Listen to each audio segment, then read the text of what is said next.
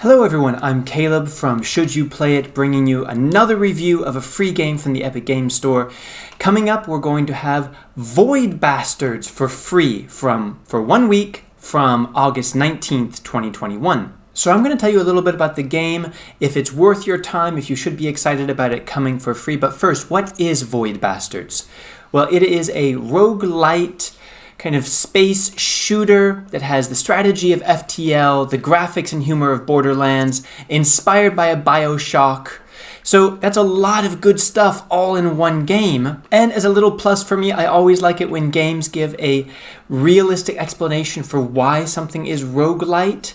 The situation here is that you are actually a group of prisoners on a ship. You are leading a group of prisoners one by one into the breach. Basically, in the beginning, they are cannon fodder because they're not very well equipped. You go through reanimating one prisoner at a time, try to get as far as you can. When you die, you start with a new prisoner with some specific abilities or disadvantages, and you keep the equipment from your previous runs. So you start getting a little bit stronger. And that's one reason why it's important to invest a lot of effort and time into upgrading your equipment, because it will stay with you and the character you're playing at the moment probably will not stick around for very long. The visuals, as you can see, are like overtly comic book. It is trying to be kind of a comic book video game. Even the cutscenes are like comic book little boxes with dialogue boxes and things. The entire humor of the game takes that approach also. It's kind of whimsical, all kind of tongue-in-cheek. The narrator is very sarcastic. And if you like that kind of humor, you'll find this very enjoyable. One of the first things you'll notice is the star chart, which is very much like FTL. You have to decide which ship you're going to jump to next. You'll have several options. You can kind of see ahead of time what kind of enemies you'll probably encounter, what kind of bonuses are there. And you have to aim towards the goal for each stage of the mission. You're looking for important parts to build a number of things that the AI wants you to build. So you have to make sure that you take the right course through this kind of ocean of derelict ships, taking the right amount of risk to get the rewards, but sometimes it can all go bad very quickly and you're left starting from the very beginning with just whatever was in the backpack of the previous poor explorer. Now the ships for me is where it starts getting interesting because they are all laid out a bit differently. And usually the first thing you want to do is find the HUD so you can download the map of the ship and figure out where all the loot is, and especially the main item that you have to find on that ship. This is where choice comes into it, because this is not a spray and pray bullet storm kind of game. Bullets are extremely limited, and if you just try to shoot everything that you see, you're going to be left kind of facing some enemy robot with just your gun clicking empty very, very quickly. So you have to sometimes engage, sometimes sneak, sometimes find creative ways to deal with your enemies. And that means sometimes you're going to just race in, grab the part that you need, and get out and move to the next ship. But your ship also needs fuel. You need food. Your gun needs bullets. You need crafting supplies. So sometimes you'll try to clear out the entire ship of everything that's there. Sometimes you'll prioritize, okay, I need fuel to make the next jump. So even if the biggest, baddest robot is in that room, I have to figure out a way. Sometimes you'll be aware that you are not going to make it much farther unless you upgrade your protection, your weapons, get new weapons. There's lots of things that you can upgrade, but you need very specific crafting material for all of that. So sometimes you're pushed to take a risk to get the crafting material that you need. If you get it, that's a big win. It'll help you on the next stage. But sometimes, as I said, it just goes badly really, really quickly and you have to start over. All this is actually made more urgent and a bit more engaging and stressful because you also have to think about oxygen while you're on the ship. You start with a few minutes of oxygen. There is a place on most ships where you can recharge your oxygen, but again, it takes some risk and some difficulty to get to that room.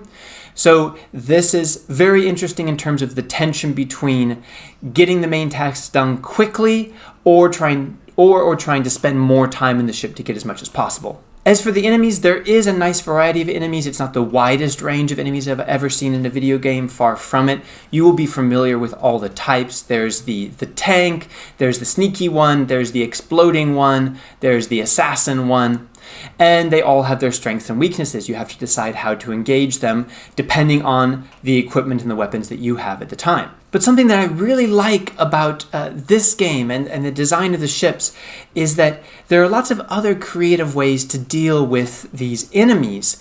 Most of the doors can be closed and locked. It takes a little bit of time, so that's also a risk.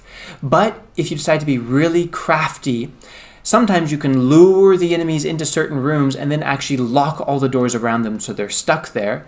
There is also an airlock, and if you lure enemies into that and then release the airlock, you can launch them out to space. There's at least one enemy called the Screw. If he shows up, you're screwed. That's probably where the name comes from. So even using all of your bullets on him, you're probably not going to make a dent.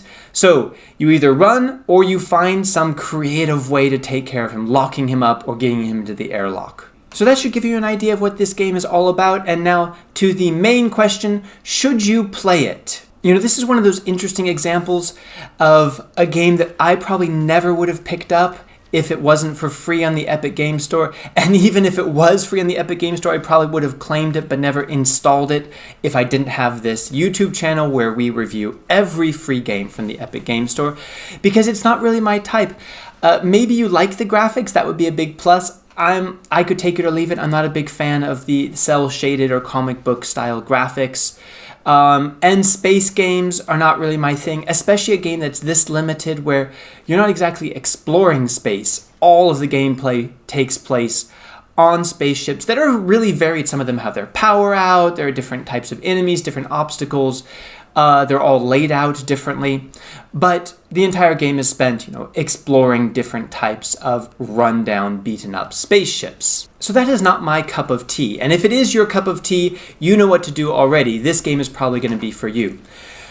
But I did play it, and it's interesting. The different ways to play this game really got my interest and really engaged me. Actually, in the pro side of my notes, usually I write, whole sentences of what I like and what I don't. And here I've just written engagement, strategy, and excitement. And that kind of sums it up. Like if a game engages me, no matter what the graphics are, no matter what the story is or what the mechanics are, I want to be engaged and interested in the game. And this one did, because it gives choice about how to handle every little encounter. You can run, you can fight, you can sneak, you can try to be clever, you can sprint in and sprint out, and everything has a consequence. Every little decision has a risk-reward evaluation with it. And that I find really interesting.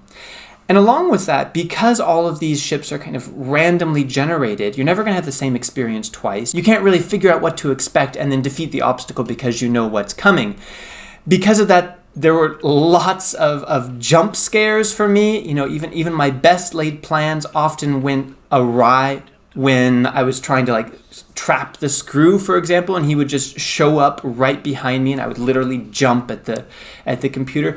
Even with graphics this simple and kind of playful, I started to see past that and really get engaged in the danger and the excitement of the experience that I was going through and having to make these split-second decisions as well as I possibly could.